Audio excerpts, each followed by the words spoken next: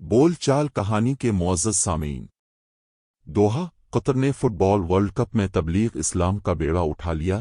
دنیا بھر سے درجنوں علماء اور اسکالرز کو تبلیغ کی ذمہ داری سونپ دی گئی۔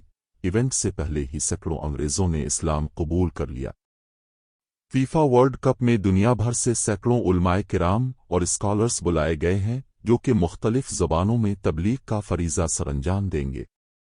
2000 مقامی علماء کرام بھی ورلڈ کپ کی ڈیوٹی کریں گے۔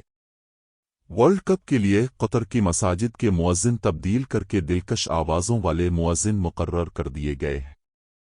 تمام مساجد کو اسلامی میوزیم طرز پر پیش کیا جائے گا جہاں کسی بھی وقت کوئی آ کر معلومات لے سکے گا۔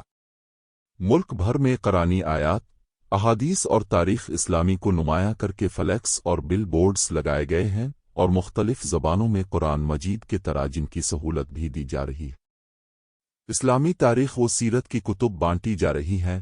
ہر اسٹیڈیم میں نماز کی نمایاں جگہ ہوگی۔ ڈاکٹر ذاکر نائک سمیت عالمی مبلغین کو مدعو کیا گیا ہے جن کے لیے خصوصی سہولیات فراہم کی گئی ہیں۔ قطر کی شاندار کاوشوں کی وجہ سے ایونٹ کے آغاز سے قبل اب تک تقریباً 558 کے قریب غیر مسلم انگریز اور دیگر شائقین اسلام قبول کر چکے ہیں اور امید ہے کہ ایونٹ کے اختتام تک یہ تعداد ہزاروں میں پہنچ جائے گی۔ ملتے ہیں اگلی ویڈیو میں، تب تک کے لیے اللہ حافظ۔